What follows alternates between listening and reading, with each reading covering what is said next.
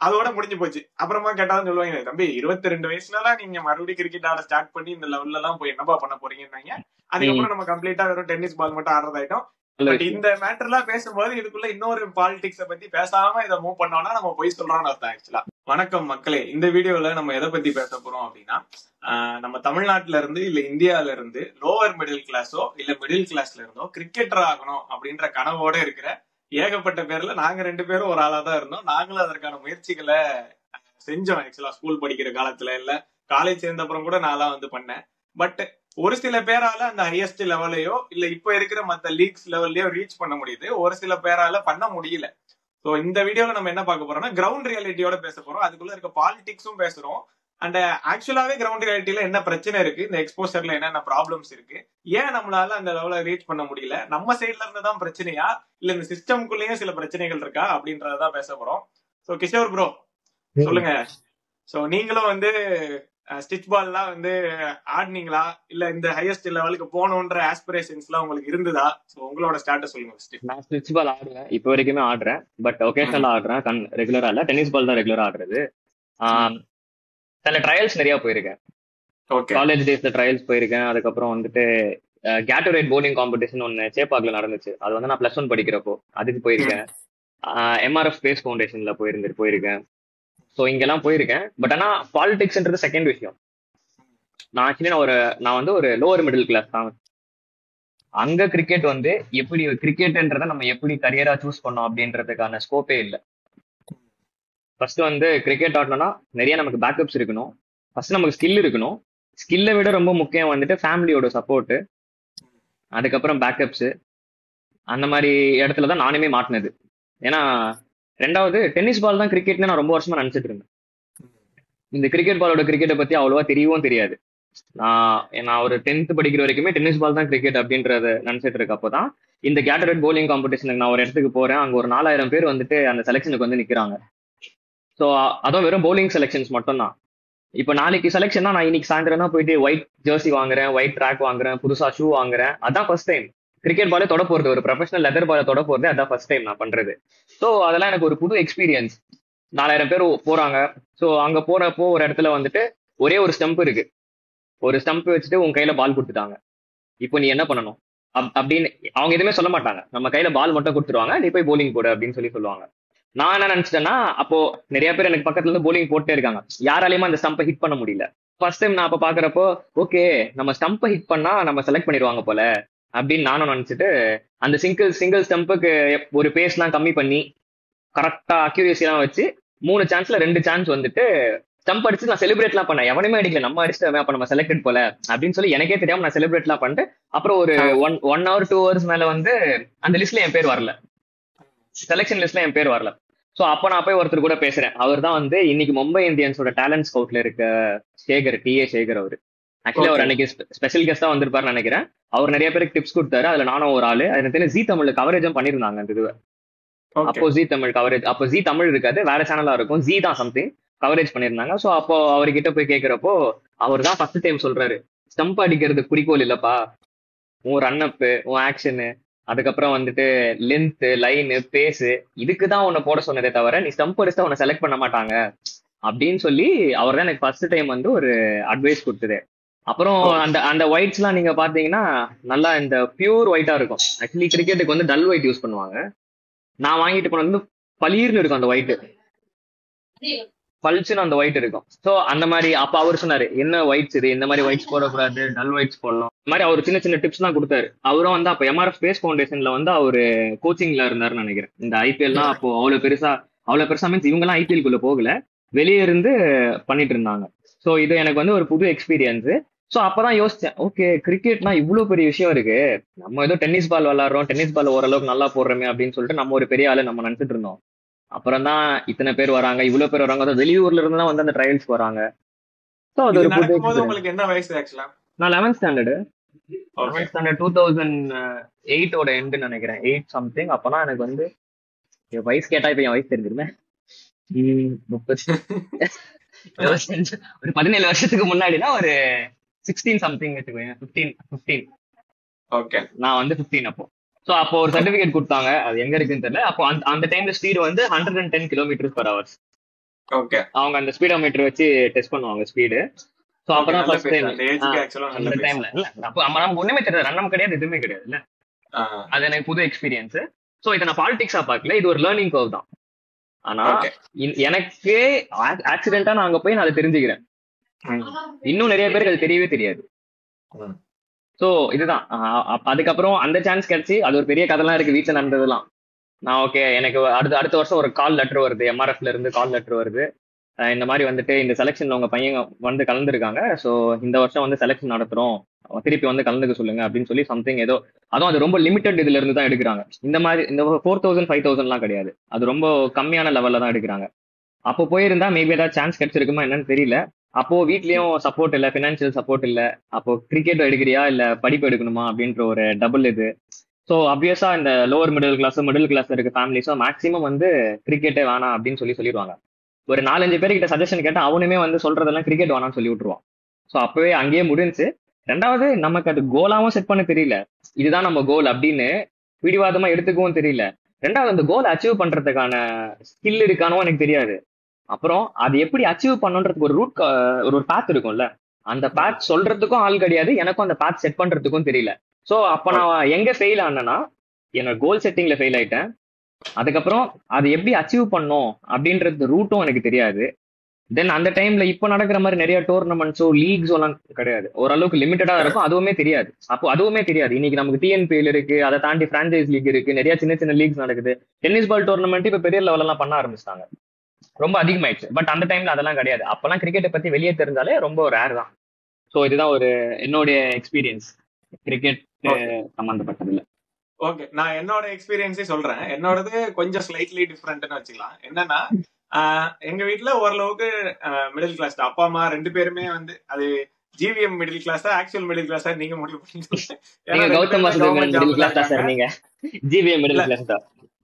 Okay சரி, பெரிய எக்கனாமிக்கலா பெரிய பிரச்சனை இல்ல அப்படின்னாலும் கிரிக்கெட்டை கெரியரா எடுத்துக்கலாமா எடுத்துக்க கூடாதான்றதுல ஒரு பெரிய குழப்பங்கள் இருக்கிற ஒரு மிடில் கிளாஸ் ஃபேமிலின்னு வச்சுக்கலாம். ஏன்னா அம்மா வந்து லேப் டெக்னீஷியனு, அப்பா வந்து ஹெல்த் எஜுகேட்டரு, அண்ணன் வந்து ஆக்சுவலா நான் 7th ஸ்டாண்டர்ட் நான் 8th ஸ்டாண்டர்ட் படிக்கும் போது 12th முடிச்சுட்டு டென்டிஸ்டுக்கு சேர்ந்துட்டாரு. ஓகேவா? சோ எல்லாருமே என்னன்னா மெடிக்கல் லைன்ல ஏதாவது ஒண்ணு நான் படிக்கணும் அந்த இதுல இருக்காங்க. எனக்கு என்னன்னா எனக்கு 2 ஆஸ்பிரேஷன்ஸ் இருந்தது. ஒண்ணு இந்த மிமிக்ரி எல்லாம் பண்ணுவேன்றனால கலக்க போவது யாரு போனோம், அதற்கான ஆடிஷன்ஸ் அதெல்லாம் அட்டன் பண்ணோம். இல்லைன்னா கிரிக்கெட்டும் வந்து ஓரளவுக்கு டீசென்டா தான் ஆடுவேன். சோ கிரிக்கெட் கோச்சிங் எல்லாம் போயிட்டு நம்ம அதுல போயிடணும்ட்டு நான் வந்து சொல்லிட்டே இருந்தேன், என்ன வந்து இந்த மாதிரி ஸ்கூல்ல சேர்க்காதீங்க, என்ன ஏதாவது ஸ்போர்ட்ஸ் ஸ்கூல்ல சேருங்க, நான் வந்து இப்படி ஆயிருவேன் அப்படி ஆயிருவேன் அப்படி இப்படின்னு சொல்லிட்டே இருந்தேன். பட் வழக்கம் போல நம்ம வீடுகள்ல வழக்கமா என்ன பண்றாங்களோ அந்த இது பண்ணாங்க. நான் ஒரு கட்டத்துக்கு மேல ரொம்ப காண்டாயி 12th ஸ்டாண்டர்டு பப்ளிக் எக்ஸாமுக்கு ஒரு 6 மாசம் முன்னாடி நானா போயிட்டு ஒரு கோச்சிங்ல சேர்ந்துட்டேன். பக்கத்துல இருக்கிற கோச்சிங்ல சேர்ந்துட்டு நான் வந்து ஒரு பேட்ஸ்மேன், பெரிய பேட்ஸ்மேன் ஆக போறேன் அப்படின்னு நினைச்சிட்டு டெய்லி பிராக்டிஸ் போவேன், அது இதுன்னு பண்ணிட்டு இருந்தேன். அதுக்கப்புறமா என்னாச்சு, 12th எக்ஸாமும் முடிஞ்சிருச்சு. வழக்கமான ஒரு பிட்ட போடுவாங்கல்ல, இவன் வந்து கொஞ்சம் கிரிக்கெட் இது இதுன்னு சுத்தாம இருந்தான்னா இன்னும் ஒரு 10-15 மார்க் ஆக்சுவலா நல்லா வாங்கியிருப்பான், வாங்கியிருந்தா வந்து நல்லா இருந்திருக்கும் அப்படி இப்படின்னு சொல்லி, சரி இதை விடுங்கப்பா அப்படின்னு சொல்லிட்டு நான் வந்து கிரிக்கெட் ட்ரையல்ஸ் ஒண்ணு வச்சாங்க. புதுக்கோட்டை டிஸ்ட்ரிக்ட் டீம்ல செலக்ஷனுக்காக ஒரு கேம்ப் மாதிரி ஒண்ணு வச்சிருந்தாங்க. ஓகே, சோ நான் வந்து நான் தான் கோச்சிங் எல்லாம் போறேன்ல, நானும் இன்னொரு அண்ணாவும் அப்படியே பைக்ல போறோம், போயிட்டு ட்ரையல்ஸ் அட்டன் பண்றோம். நமக்கு என்ன தோணுன்னா நம்ம ஒரு மிகப்பெரிய பேட்ஸ்மேன் நம்ம நினைச்சிட்டு இருப்போம்ல. சோ என்னன்னா ட்ரையல்ஸ் வச்சிட்டு இருக்காங்க. நீங்க சொன்ன அதே கான்செப்ட் தான், ஒரு ஸ்டெம்ப் ஒண்ணு வச்சுக்கிட்டு எல்லாரையும் பவுலிங் போட சொன்னாங்க. ஆல்ரவுண்டர்ஸ் எல்லாம் வந்து பேர் கொடுங்கன்னு சொன்னாங்க. நம்ம என்ன நினைச்சுக்கோ, நம்ம ஆல்ரவுண்டர்னு சொல்லி ஆல்ரவுண்டர் பேர் கொடுத்துட்டோமா. என்ன ஆயிடுச்சுன்னா பால் எடுத்து போட சொன்னாங்க. அதே கணக்கு தான் எனக்கும். நிறைய பேட்டர்ஸ் புடிச்சிட்டு இருந்தாங்க, ஒரே ஒரு ஸ்டெம்ப் இருந்தது. நானும் ஓடி போயிட்டு போடுறேன். கரெக்டா அந்த ஒரு ஸ்டெம்ப்லயே ஒரு 2-3 டைம் அடிச்சது, நல்ல லென்த்ல டம்னு அடிச்சு. ஆனா நமக்கு தெரியும் நமக்கு பவுலிங்க போட தெரியாது, நம்ம பேட்ஸ்மேன் தான் நம்பிட்டு இருக்கோம். ஓகேவா? சோ வந்து பார்த்தா பவுலிங்ல 2 தடவை ஸ்டெம்ப் அடிச்ச உடனே ஓகேன்னு செலக்ட் பண்ணிட்டாங்க. நான் போய் கேக்குறேன், இல்ல நான் எனக்கு பேட்டிங் தான் ஓரளவு வரும், நான் பேட்டிங்ல கொஞ்சம் ஆடுறேன். ஏன்னா இல்லப்பா செலக்ட் பண்ணிட்டாங்களா, உனக்கு என்ன பிரச்சனை அப்படின்னு உள்ள கொண்டு போயிட்டாங்க. ஓகேவா? சோ அதுக்கப்புறம் அந்த கேம்ப் வந்து ஒரு 15 நாள் நடக்குது. நான் டெய்லி அதே மாதிரி பைக்ல அரநாயிட்டு புதுக்கோட்டை ஒரு 1 hour போயிட்டே இருக்கேன். கடைசி வரைக்கும் நான் ஒரு பேட்ஸ்மேனாவே மதிக்கல. ஏன்னா நான் பவுலிங் போட்டு தானே செலக்ட் ஆனேன்னு அதுல லிஸ்ட் இருக்குமா என்னன்னு தெரியல. இவங்களும் என்னன்னா என்ன பவுலர், நம்ம அன்னைக்கு ஒரு நாள் ஃப்ளூக்ல பந்து போட்டோம் ஒழுங்கா. ஓகேவா? அதுக்கப்புறமா பந்து போட்டா அடின்னு அடிக்கிறாங்க நம்மள. சார் நான் பேட்டிங் ஆடுவேன் எனக்கு பேட்டிங்கும் தரவே இல்லை கடைசி வரைக்கும். பவுலர்னு சொன்னா 11வது பிளேஸ் எழுதிடுவாங்க பேரு. அதேதான். சோ எனக்கு என்னன்னா அந்த மைண்ட் இதாயிருச்சு. சோ அதுக்கப்புறம் 12th முடிச்சிட்டோம், காலேஜ் சேர போறோம். எனக்கு ஒருத்தர் என்ன சொன்னா, நான் இருந்தாலும் அந்த ப்ராபபிள்ஸ்ல எல்லாம் ஸ்குவாட்ல எல்லாம் செலக்ட் ஆயிட்டேன். ஓகே, டிஸ்ட்ரிக்ட் டீமோட ஸ்குவாட்ல எல்லாம் செலக்ட் ஆயிட்டேன். மேட்ச் இருக்கு, வந்தீங்கனாலே உங்களுக்கு சர்டிபிகேட் இருக்குன்ற மாதிரி சொன்னாங்க. நீங்க சொன்னீங்கல்ல ப்ராப்பரா கைட் பண்றதுக்கு ஆள் இல்லைன்னு. எனக்கு ஒருத்தன் ஒரு ஐடியா கொடுத்தான். என்ன சொன்னான்னா, தம்பி நீ புதுக்கோட்டை டிஸ்ட்ரிக்ட் டீம் அவ்வளவு நல்ல டீம் எல்லாம் கிடையாது, சரியா? நீ இதுல விளையாடி இது மூலமா நீ அடுத்தடுத்த லெவலுக்கு எல்லாம் போறது ரொம்ப ரொம்ப கஷ்டம். ஏன்னா அப்ப நமக்கு இருந்தது நீங்க சொன்ன மாதிரி டிஎன்பிஎல் அதெல்லாம் கிடையாது. ஆடினா ரஞ்சி ட்ரோஃபி ஆடணும், இல்ல ஸ்டேட் டீமுக்கு ஆடணும், அந்த மாதிரிதான் இருந்ததா. சோ அப்ப வந்து 2 ஆப்ஷன் கொடுத்தாங்க. ஒண்ணு கொஞ்சம் காஸ்ட் எல்லாம் கொடுத்து கோவா டீம் அந்த மாதிரி எதுக்காவது விளையாடிடலாம், ஆட வைப்பாங்க. அப்படி ஒரு ஸ்கேம் ஓடிட்டு இருக்கும். ஓகேவா, கொஞ்சம் காசு கொடுத்தீங்கன்னா கோவா டீம் ஆடலாம், அதுக்கு ஆடலாங்க. இன்னொன்னு என்ன சொன்னாங்கன்னா, நீ டிஸ்ட்ரிக்ட் டீம் ஆடினா ஒரே ஒரு டீமுக்கு தான் ஆட முடியும். சோ இப்ப நீ புதுக்கோட்டை டீம்ல வந்து உன்னோட பேர் வந்துருச்சுன்னா நீ வேற டிஸ்ட்ரிக்ட் ஆட முடியாது. நீ என்ன பண்ண, நீ காலேஜ் வந்து சென்னையில தானே சேர போற, சென்னையில ஏதாவது ஒரு கிளப் டீம்லயோ இல்ல சென்னையில ஏதாவது ஒரு டிஸ்ட்ரிக்ட் இருக்கும், அந்த டீம்ல போயிட்டு சேர்ந்துட்டேன்னா வந்து அவ்வளவுதான், அடுத்து உனக்கு க்ரோ ஆயிட்டே இருப்பேன். இங்கே வந்துட்டு சென்னையில டிஸ்ட்ரிக்ட்ல ஆட மாட்டாங்க, திருவள்ளூர் டிஸ்ட்ரிக்ட்ல போய் ஆடுவாங்க. ஏன்னா காம்படிஷன் கம்மி, சான்சஸ் அதிகமா கிடைக்கும் அப்படின்னு சொல்லிட்டு இங்க இருந்து வேற டிஸ்ட்ரிக்ட்ல போய் விளையாடுவாங்க. ஓகே, சென்னையில ஆடுறது கஷ்டம், ஏன்னா காம்படிஷன் ரொம்ப அதிகம் ஸ்பாட்ஸ்க்கு. ஓகே, சோ இதுல என்னன்னா எனக்கு இதுல 2 விஷயம் நடந்தது. ஒண்ணு, இது இப்படி சொன்னனாலையும் நான் வந்து சரி புதுக்கோட்டை அந்த கேம்ப்ல கம்ப்ளீட் பண்ணி சர்டிபிகேட் வாங்க வேணாம்னு ஒரு மைண்ட் செட் வந்தது. இன்னொன்னு என்னன்னா, அதுக்கு வந்து ஒரு கோச்னு வந்தாரு, சென்னையில இருந்து வந்தாரு, பெரிய இதா இருந்தது. அவர் என்னன்னா, நம்ம எல்லாம் வந்து அந்த காலத்துல சச்சினோட ஃபேன்ஸா தானே இருப்போம். அவர் என்ன சச்சினே திட்டினாரு என்கிட்ட. சச்சின் எல்லாம் வந்து டெக்னிக்கலி அவ்வளவு சவுண்ட் எல்லாம் கிடையாது தெரியுமா, அப்படி பேட் கேப் எப்போதுமே இருக்கும், அது நிறைய பவுலர்ஸ் ஆக்சுவலா யூட்டிலைஸ் பண்ணவே இல்லை, அவர்தான் வந்து ஃப்ளூக்ல ஒரு மாதிரி அடிச்சிட்டாரு அப்படின்னாரு. எனக்கு தூக்கி வாரி போட்டு சொன்னாருன்னா ஓகே, பேட்டிங்கே ஒரு கார்டு இல்ல லெஜெண்ட்னு கன்சிடர் பண்ற சச்சினோட பேட்டிங்ல இவ்வளவு ஃபிளா இருக்கு அப்படி இப்படின்னு சொல்றாருன்னா அப்ப நமக்கு எல்லாம் பேட்டே தர வாய்ப்பு. அப்ப அவரு எவ்வளவு பெரிய ஆளா இருப்பாரு அவரு. அப்படின்னா அப்படி சொல்லிடுவாங்க, அதெல்லாம் பாலிடிக்ஸ்ல நான் போயிடுச்சு, யார கேட்டாலும் சொல்லுவாங்க, ஸ்ரீகாந்த் கூட விளையாடினவன், நான் வந்து அந்த இதுல இருக்க வேண்டியவன், பாலிடிக்ஸ்னால போயிருச்சு அந்த டைம்ல வேலைனால அவங்க சொல்லுவாங்கன்னு வச்சுப்போம். சோ இவர் இப்படிலாம் சொன்ன உடனே என்ன ஆயிடுச்சுன்னா, என்ன பவுலர்னு கன்சிடர் பண்ணி நான் ஒழுங்கா பவுலிங் போடலன்னு சொல்லிட்டு எனக்கு கண்டிப்பா பிளேயிங் லெவல்ல ஆட மாட்டாங்கன்னு எனக்கு தெரிஞ்சிருச்சு. ஓகேவா, சோ நான் என்ன பண்ணிட்டேன், சரி சென்னைக்கு வந்து விளையாடிக்கலாம்னு பார்த்தா, காலேஜ் சேர்ந்ததுல இருந்து எனக்கு காலேஜ் போறதுக்கே கரெக்ட் ஆயிடுச்சு டைம். காலையில 6 மணில இருந்து ஈவினிங் 5 மணி வரைக்கும் காலேஜ் எனக்கு, நான் நேச்சுரோபதி படிச்சேன். அப்ப அதுக்கப்புறம் ஒரு 3-4 வருஷம் கிரிக்கெட் இதுவே விளையாடவே இல்லை, காலேஜுக்குள்ள ஸ்டம்பர் பால் விளையாடுறதோட சரி, அதோட முடிஞ்சு போச்சு. அப்புறமா கேட்டாலும் சொல்லுவாங்க, தம்பி 22 வயசுலலாம் நீங்க மறுபடியும் கிரிக்கெட் ஆட ஸ்டார்ட் பண்ணி இந்த லெவல்ல எல்லாம் போய் என்னப்பா பண்ண போறீங்கன்னாங்க. அதுக்கப்புறம் நம்ம கம்ப்ளீட்டா வெறும் டென்னிஸ் பால் மட்டும் ஆடுறதாயிட்டோம். இந்த கேப்ல என்னோட இன்னொரு ஆஸ்பிரேஷனான, நான் காலேஜ் ஃபர்ஸ்ட் இயர் அப்பயே கலக்க போகுது யார் ஆடிஷன் போயிட்டு அதுல செலக்ட் ஆகி அதுக்குள்ள வந்துட்டேன். ஓகேவா, வந்து இத பத்தி எனக்கு தெரியல. எனக்கு என்னன்னா, 2 விஷயமே வந்து ஒரு ஓபன் காம்படிஷன் நாம நினைச்சிட்டு இருக்கோம். ஓகேவா, இதுக்குள்ள போறோம், இதுக்குள்ள வரோன்றது. பட் நான் திருப்பி இந்த காலேஜ் எல்லாம் முடிச்சதுக்கு அப்புறமா திருப்பி கோச்சிங் போனேன். எனக்கு 23 வயசு. ஓகேவா, நம்ம எப்படியா ஏதாவது கிளப் டீமுக்காவது போயிடலாம்னு உள்ள போறேன். அங்க இருக்கிற ப்ராப்ளமா நான் பாக்குறது என்னன்னா, நான் முன்னே சொன்ன மாதிரி நான் ஒரு பேட்டர்னு என்ன நினைச்சிட்டு இருக்கேன். ஆனா என்ன எங்க போனாலும் பவுலரா கன்சிடர் பண்றாங்க, ஏன்னா அவ்வளவு டெக்னிக்கலி சவுண்ட் இல்ல பேட்டிங்ல அப்படின்றனால. அண்ட் பவுலிங்லயுமே என்ன பண்றாங்கன்னா, இத வந்து நிறைய பேர் நான் சொல்லி கேட்டிருக்கேன். இப்ப ஜஸ்பிரீத் பும்ராவா இருக்கட்டும், இல்ல நிறைய பவுலர்ஸா இருக்கட்டும், அவங்கள அந்த நேச்சுரல் டேலண்டோடயே கொஞ்சம் கொஞ்சமா குரூப் பண்ணி இந்த லெவலுக்கு கொண்டு வந்தனாலதான் இப்படி இருக்காங்க. ஓகேவா, சோ நிறைய கோச்சஸ் வந்து என்ன சொல்றாங்கன்னா, நீ யார வந்து ப்ராப்பரா டெக்னிக்கலி சவுண்டா மாத்தக்கூடாதுன்றது தெரிஞ்சாதான் நீ கோச் அப்படின்னு சொல்றாங்க. சோ இப்ப பும்ரா மாதிரியான ஒரு அன்கன்வென்ஷனல் பவுலரை, தம்பி உங்க ரன் அப் வந்து இப்படி இருக்கு, நீங்க வந்து கன்வென்ஷனலா இல்ல அப்படின்னு ஒருவேளை ஆக்ஷனை மாத்தி விட்டுருந்தாங்கன்னா அவர் என்னவா எண்டப் ஆயிருப்பாருன்றது தெரியாது. ஆக்சுவலி லிட்டரலி எனக்கு இதுவுமே நடந்துச்சு. நானும் உன்ன மாதிரி இதே கேஸ் தான். காலேஜ் முடிச்சிட்டேன், சரி காலேஜ் முடிச்சுட்டு ஒரு 2 வருஷம் பிரேக் எடுத்துட்டு நம்ம கிரிக்கெட்டை பார்ப்போம் அப்படின்னு சொல்லி, நான் ஸ்ட்ரீட்ஸ்ல கிரிக்கெட் விளையாடுறத பார்த்து எனக்கு தெரிஞ்ச ஒருத்தர் வந்துட்டு, நீ வா என் கூட வந்து, அவர் ஆக்சுவலி கோச்சிங் கொடுக்குறவர் தான், நீ வா என்னோட கேம்புக்கு வா, நான் உன்னை வந்து ட்ரெயின் பண்றேன், நீ நல்லா போலிங் போறேன்னு சொல்லிட்டு அவர் ரெஃபர் பண்ணி கூட்டு போயிட்டாரு. அவரு கூட்டு போயிட்டு அங்க வந்து கோச்சிங் ஸ்டார்ட் பண்றப்போ முதல் அடி என்ன காலி பண்ணானா, எனக்கு நேச்சுரலா இன்ஸ்விங் இருக்கும், என்னோட ஆக்ஷனுக்கு நேச்சுரல் இன்ஸ்விங் இருக்கும். அப்ப நான் வேற மாதிரி ஒரு ஆக்ஷன் வச்சிருப்பேன். தலைவன் என்ன பண்ணிட்டான், ஆக்ஷனை மாத்திட்டான். அப்புறம் ரன் அப்ப மாத்தி இன்ஸ்விங்கர் அவுட் ஸ்விங்கரா மாத்த ஆரம்பிச்சிட்டாங்க. சோ நான் ஒரு 1 மந்த் போனதுக்கு அப்புறம் என்னோட ரன் அப்பும் மாறிடுச்சு, ஆக்ஷனும் மாறிடுச்சு, என்னோட டைரக்டரோட இன்ஸ்விங்கும் போச்சு. அதாவது எனக்கு நான் தெரிஞ்சு இன்ஸ்விங் நான் போட மாட்டேன். 6 பால் 4 பால் இன்ஸ்விங் ஆகணும், எனக்கு தெரியாமே அது ஆகும், எனக்கு தெரியாது எப்படி இன்ஸ்விங் ஆகுதுன்னு தெரியாது. சரி ஓகே, இது நேச்சுரலா இருக்கிறதுனால நான் அதுல பெருசா ஒர்க் பண்ணிக்கல. ஆனா அங்க போனதுக்கு அப்புறம் இப்படி புடிச்சா இன்ஸ்விங் ஆகும், இப்படி புடிச்சா அவுட் ஸ்விங் ஆகும் அப்படின்னு சொல்லி அவங்க சொல்லி கொடுத்து இன்டென்ஷனல் நான் இப்ப இன்ஸ்விங் போட ஆரம்பிக்கிறப்ப எனக்கு இன்ஸ்விங் வரல. என்னோட ஆக்ஷனும் அவுட் ஸ்விங்க்கு ஏற்ற மாதிரி மாறிடுச்சு. லென்த் போட முடியும், அவுட் ஸ்விங் போட முடியும். அந்த எனக்கு ஒரு மேஜிக்கா விக்கெட் கொடுக்குற பால் இன் ஸ்விங்கர், அது போச்சு டோட்டலா. ரெண்டாவது, அங்க நீங்க பிராக்டிஸ் போறப்பவே வந்து நீங்க நெட்ஸ்ல எல்லாம் பிராக்டிஸ் போறப்போ ஒரு 5-6 பேர் வந்து குரூப்பா இருப்பாங்க. 6 பேர் போலிங் போறதுக்கு இருக்கும், ஒரு நல்ல பேட்டர் பேட்டிங் ஆடுவாங்க. ஸோ அந்த குரூப்போட நம்மளே போட விட்டுருவாங்க. இதுலதான் வந்துட்டு பெரிய பிரச்சனையே வந்து போலிங் போறது. நம்ம புதுசா வந்துட்டோம்னா அவன் நம்மள போட விட மாட்டான். அவனுங்களா மாத்தி மாத்தி போடுவானுங்க. ஒரு டைமுக்கு அப்புறம் வந்து கோச் என்ன பண்ணாலும் ஒரு புது பால் எடுத்து இருந்து கொடுப்பாரு, நமக்கு அந்த பாலையும் கொடுக்க மாட்டானுங்க. இது என்ட்ரி லெவல் மீன்ஸ் நான் வந்து ஒரு இடத்துல போறேன், சின்ன சின்ன பசங்க என்னோட சின்ன பசங்களா தான் இருப்பானுங்க கண்டிப்பா. பட் ஆனா அங்க எனக்கு அந்த பால் போறதுக்கு ஒரு சான்ஸ் கொடுக்க மாட்டானுங்க. சப்போஸ் நம்ம நல்லா போடுறோம்னு தெரிஞ்சிச்சுன்னா நம்ம அந்த இடத்துல நிக்கவும் விட மாட்டானுங்க. அவனுங்களுக்குள்ளேயே பேசிப்பானுங்க, அவனுங்களே போலிங் போட்டுப்பானுங்க. சோ இதெல்லாம் நான் பார்த்ததுக்கு அப்புறம் இது ஒண்ணு. ரெண்டாவது, மந்த்லி வந்து ஃபீஸ் பே பண்ணும் இந்த கோச்சிங் இதுக்கு. நான் பேட்ஸ்மேன் இல்ல, அதனால வந்துட்டு நான் பேட்டிங் தெரியாதுன்னு சொல்லிடுவேன். பவுலர் தான் நானுமே சொல்லுவேன். அதனால நான் கிட் வாங்க வேண்டிய அவசியம் இல்லை, ஒயிட்ஸ் ஷூ இருந்தா போதும். ஸோ சொன்னதுனால அவங்க என்ன பண்ணுவாங்கன்னா பேட்டிங் எனக்கு சான்ஸ் கொடுக்க போறது இல்லை, வெறும் போலிங் தான். இப்போ மந்த்லி வந்து ஒரு 500 நான் அவங்களுக்கு பே பண்ணும். அந்த டைம்ல 500 எனக்கு பெரிய காசு. 500 எனக்கு மந்த்லி பே பண்ண முடியாது. இவங்க மேட்ச் சொன்னாங்கன்னா மேட்சுக்கு பே பண்ணும், அதுக்கும் என்னால் அஃபோர்ட் பண்ண முடியல. ரெண்டாவது, வேற எங்கேயாச்சும் வெளியே மேட்ச் வச்சாங்கன்னா எனக்கு டிரான்ஸ்போர்டேஷன் சார்ஜஸும் கிடையாது. ஸோ இதெல்லாமே வந்துட்டு சரி ஓகே, நம்ம காலேஜ் முடிச்சிட்டோம், நமக்கு தான் இப்போ டைம் ஃப்ரீயா இருக்கு, ஒரு 2 வருஷம் வேலை செய்யலாம் கூட பரவாயில்ல, நம்ம கிரிக்கெட் தானே ஆசைப்பட்டோம், அப்படி போயிடலாம் நினைச்சாலும் இந்த என்ட்ரி லெவல்லே நான் வந்துட்டு தோத்துட்டேன். ஸோ அங்கேயுமே எனக்கு ஐடியா இல்லை. இதை பத்தி என் கூட பேசி உனக்கு டேலண்ட் இருக்கு, நீ வந்து இந்த மாதிரிலாம் பண்ணணும், இதெல்லாம் பண்ணாதான் உன்னால அச்சீவ் பண்ண முடியும் அப்படின்னு யாரும் நமக்கு சொல்லவும் இல்லை. எனக்கும் யாருக்கிட்ட போய் கேட்கறதுன்னு தெரியல. ஸோ அப்போ டிசைட் பண்ணிட்டேன், ஓகே நம்ம கிரிக்கெட்ன்றது நமக்கு முடிஞ்சு, இதுக்கப்புறம் இதுக்கும் நமக்கு எந்த சம்மந்தம் இல்லை.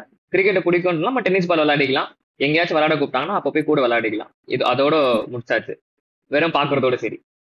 ஓகே. சோ நான் வந்து 2 விதமா பார்த்தேன். என்னன்னா, இப்ப நான் சொன்னேன்ல என்னோட இதுல சிலதெல்லாம் அடாப்ட் பண்ணி ஆடணும், இப்படி பண்ணணும்னு சொன்னப்ப என்னால அதை பண்ண முடியல. என்னோட பிரச்சனையும் கூட தான் நானும் பாக்குறேன். அண்ட் வந்து இத வந்து எப்படி சொல்ல, அந்தந்த பர்சனுக்கு ஏத்த மாதிரி மாறும்னு நினைக்கிறேன். ஒரு சில பேருக்கு அந்த அவங்களோட ஸ்ட்ரென்த்தை கம்ப்ளீட்டா சேஞ்ச் பண்ணிடக்கூடாது.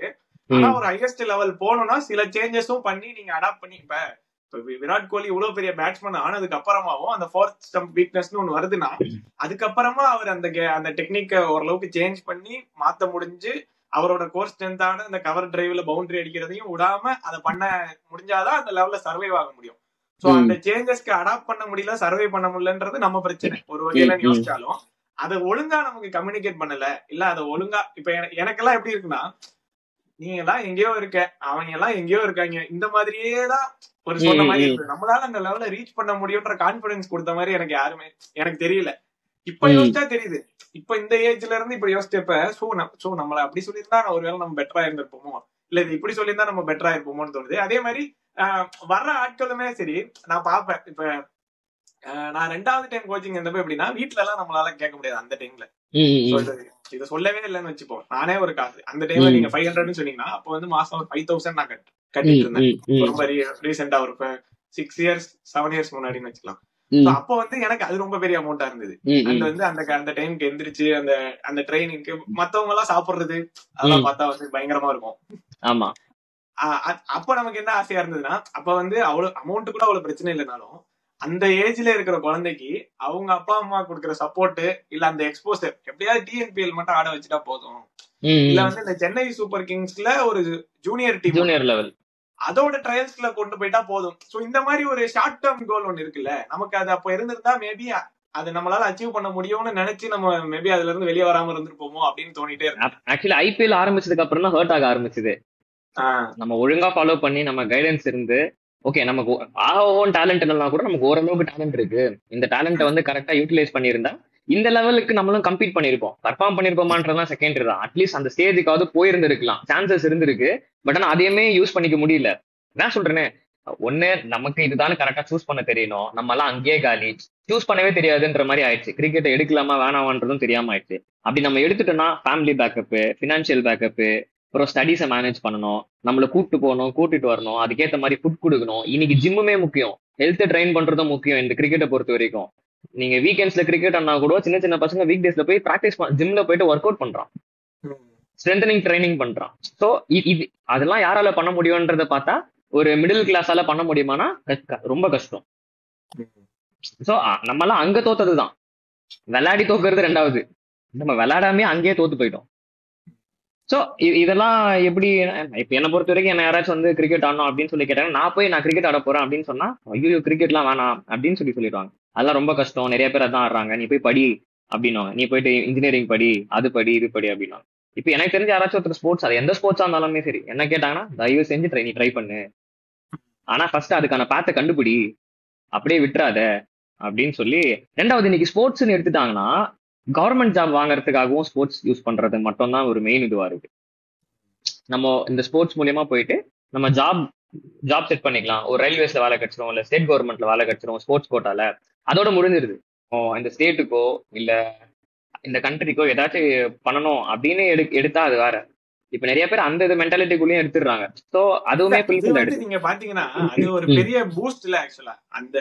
அந்த டைம்ல ஒரு ஃபேமிலி இஷ்யூன்னு என்ன வரும்னா, நீ ஒரு குறிப்பிட்ட நீ வேற வேலைக்கு போயிருந்தா இவ்வளவு சம்பாதிச்சிருப்ப, இப்ப இதுல போயிட்டு சம்பாதிக்கவும் முடியாம திணறிட்டுல இருக்க அப்படின்ற பிரச்சனை வரும்போது, ஓகே நான் இதுக்குள்ளேயும் போயிட்டு இதை யூஸ் பண்ணி ஒண்ணு இப்ப சிராஜுக்கு வந்து டிஎஸ்பி வேலை கொடுக்குறாங்க, இப்ப வந்து KL ராகுலுக்கு வேற ஒரு ஹானரரி வேலை கொடுக்குறாங்கன்னா அவங்களே சொல்றாங்க எங்க வீட்டுல இப்பதான் ஒரு நம்பிக்கை வருது அப்படின்னு. அந்த லெவல்ல இருக்கவங்களுக்கே அதுனா சின்ன லெவல்ல இருந்து நம்ம இப்படி போறதுக்கு அது ஒரு நல்ல விஷயம்.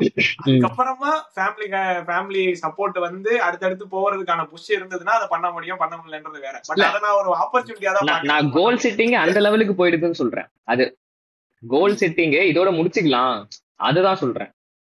நம்ம பாக்குறப்ப நம்மளோட கோல் செட்டிங் அது கிடையாது. நம்ம வந்து இந்தியாவுக்கு ஆடணும் அப்படின்னு தான் நம்ம இது இப்ப மாறிடுச்சுல. இப்ப நம்ம TNPL ஆடினா போதும், இல்ல IPL ஆடினா போதும், அந்த லெவல் போதும். இப்ப இந்தியாவுக்கு ஆடணும்ன்றத கேட்டா ரொம்ப கம்மி தான். நம்ம இங்க ஆடிக்கலாம் அப்படின்றதுலதான் நிறைய பேர் இருக்காங்க, ஏன்னா இங்க காசு வருது.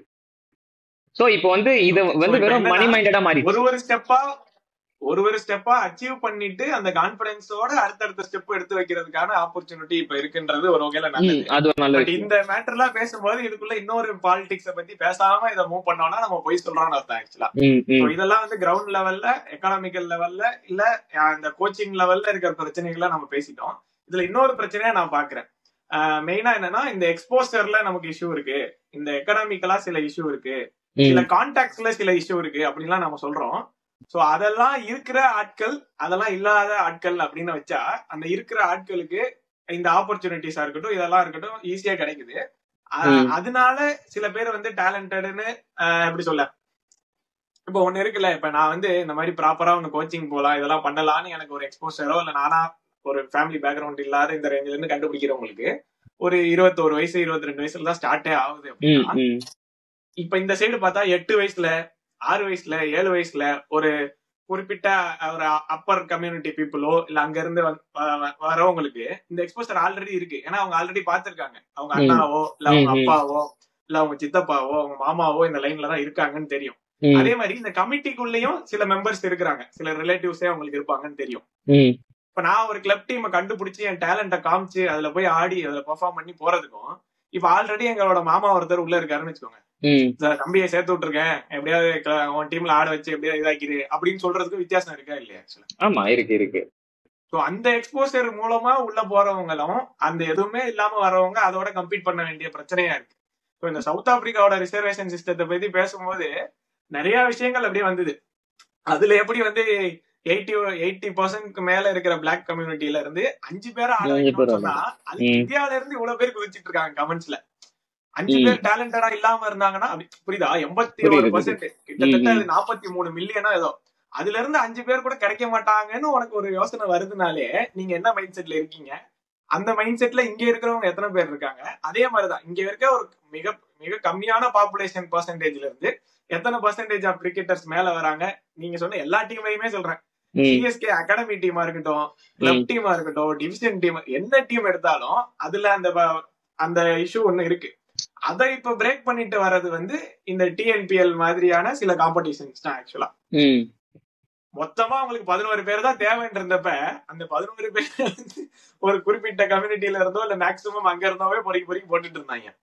இப்ப வந்து இவ்வளவு டேலண்டடான ஆட்கள் தேவை அப்படின்றதும், இல்ல நடராஜன் மாதிரியான ஒரு ஆள் வந்து அப்படியே மேல தூக்கிட்டு எடுத்துட்டு போயிட்டு இப்ப அவர் சில ஃபவுண்டேஷன்ஸ் சில அகாடமின்னு ஆரம்பிச்சு அவரை ஆஸ்பிரேஷனா எடுத்துட்டு அது ரீச் பண்ண முடியற தூரத்துலதான் இருக்குன்ற நம்பிக்கை வர்றதுக்கே இந்த மாதிரி சில ஆட்கள் எல்லாம் அதுதான் தேவைப்படும். சுஜித், இதுல மேஜர் தான் நீ சொல்ற கம்யூனிட்டி பீப்புளா இருக்கட்டும், ஹையர் எண்ட்ல இருக்கிறப்போ அவங்களுக்கு நிறைய எக்ஸ்போஷர் கிடைக்குது.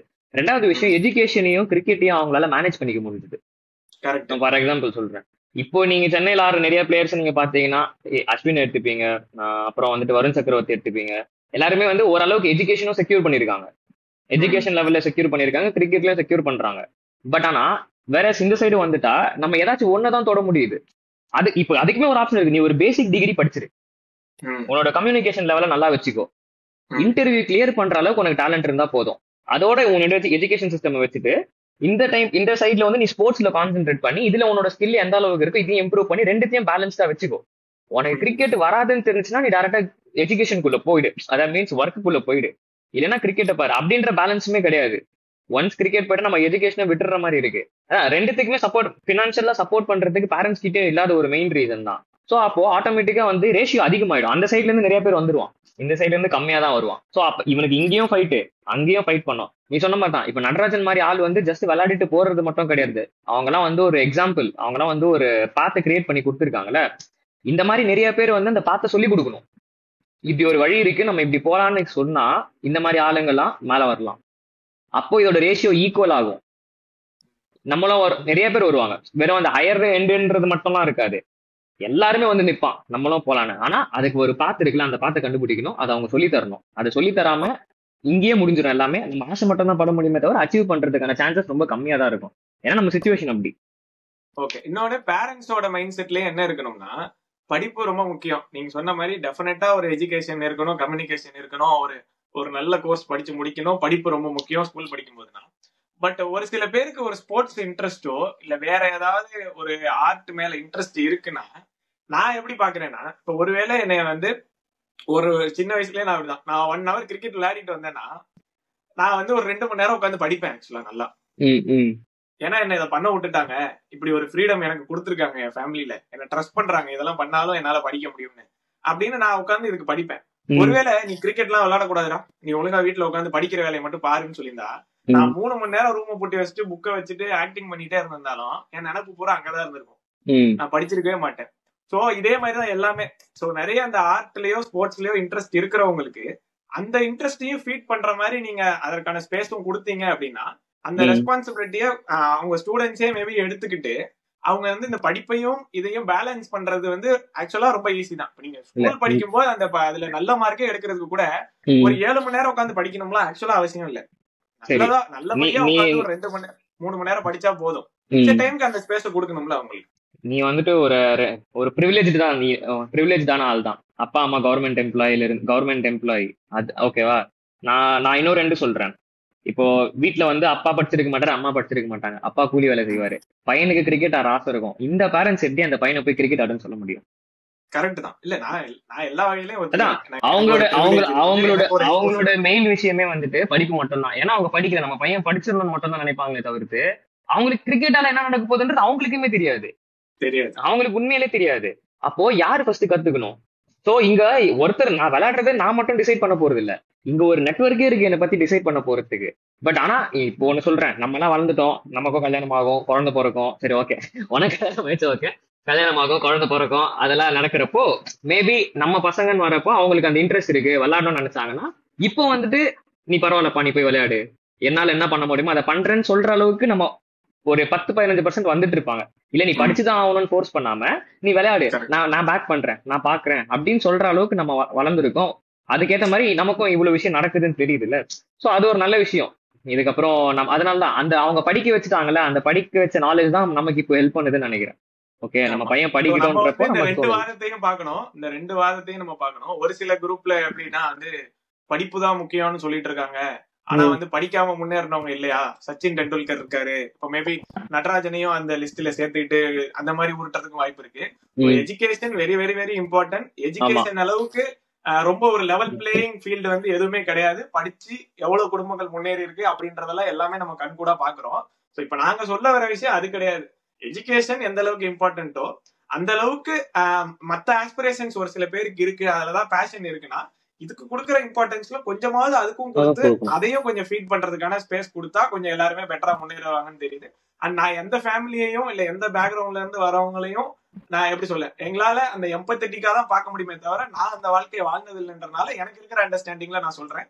ஸோ ஒரு ஃபேமிலிக்கும் ஒரு ஸ்ட்ரகிள் இருக்கு, ஒருத்தவங்களுக்கும் எப்படி மேல வராங்கன்ற ஸ்ட்ரகிள் இருக்கு. நம்ம ஒரு மேட்ச்னு விளையாட வந்துட்டா எல்லாரையும் ஒன்னாதான் பாக்குறோம். இப்ப இப்படி வந்ததுக்கு அப்புறமா இவர் வந்து இவ்வளவு பிரிவிலேஜ் ஈஸியா வந்தாரு, அதனால வந்து அஸ்வின் வந்து 7 விக்கெட் எடுத்தாதான் நான் ஒத்துப்பேன். இவர் வந்து இங்க இருந்து வந்தாரு, அதனால இவர் 2 விக்கெட் எடுத்தாலே அப்படி யாருமே பார்க்க போறது இல்ல. போனதுக்கு அப்புறம் எல்லாருமே ஈக்குவல் தான், சோ ஈக்குவல் ஆயிடுறோம். பட் கொஞ்சம் இந்த பிரிவிலேஜா இருக்கிறவங்க இந்த மேட்டரையும் புரிஞ்சுக்கணும். சோ நமக்கு எவ்வளவு, இப்ப எனக்கெல்லாம் புரியுது ஆக்சுவலா நமக்கு எவ்வளவு எக்ஸ்போசர் இருந்திருக்கு, நம்ம எவ்வளவு ஈஸியா சில விஷயங்கள்லாம் பண்ண முடிஞ்சிருக்கு. ஒரு சில பேர் அதை பண்றதுக்கு எவ்வளவு கஷ்டப்பட்டிருக்காங்க, எவ்வளவு இது பண்ணிருக்காங்கன்றது தெரியுது. சோ அதையும் புரிஞ்சுக்கிட்டு அவங்களையும் ஹெல்ப் பண்ணீங்க அப்படின்னா எல்லாருமே மியூச்சுவலா க்ரோ ஆகலாம். இன்னொன்னு, யாரும் யாரோட இடத்தையும் இங்க பிடிக்கல, யாரும் யாரையோ தள்ளி விட்டுட்டு ஒரு இடத்துக்கு வரல. எல்லாருக்கும் ஒரு இடம் இருக்கு. அந்த இடத்துக்கு யாரு டேலண்டடான ஆளோ, யாரு எப்படி சொல்ல அதுக்கு தகுதியான ஆளோ அவங்கதான் வர போறாங்க. சோ அதை புரிஞ்சுக்கிட்டு இந்த எஜுகேஷனும் இம்பார்ட்டன்ட், இதுவும் எப்படி பேலன்ஸ் பண்ணலாம் அப்படின்ற ஒரு முடிவுக்கு நாம மேபி பேரண்ட்ஸ் ஆனதுக்கு அப்புறமா நம்ம வரணும். நம்மளும் வந்து ஒரு இன்ஸ்பிரேஷனா இருந்து மத்தவங்களை மாத்தலாம் அப்படின்றதுதான். சோ நீங்க இந்த வீடியோ பார்த்துட்டு இருக்கிறவங்களுக்கு இந்த கிரிக்கெட்டர் ஆகணும்ன்ற ஆஸ்பிரேஷன் ஆல்மோஸ்ட் எல்லாருக்குமே இருந்திருக்கும், நிறைய பேருக்கு இருந்திருக்கும், நிறைய பேர் நல்ல டேலண்டடாவும் இருந்திருப்பாங்க. சோ உங்களால எந்த காரணங்களால அப்படி ஆக முடியாம போச்சு, சோ என்ன பாலிடிக்ஸ் இருந்ததா, இல்ல ஆக்சுவலாவே கிரவுண்ட் ரியாலிட்டியில வேற பிரச்சனைகள் இருந்ததா, இனிமே என்னென்ன சேஞ்சஸ் எல்லாம் கொண்டு வந்தா இது ரொம்ப ஈஸியா இருக்கும் அப்படின்றத கமெண்ட்ஸ்ல சொல்லுங்க. இதே மாதிரி நிறைய வீடியோஸ் வந்து நாங்க பேசுறோம். So thank you Kishore bro, thank you, நன்றி, வணக்கம்.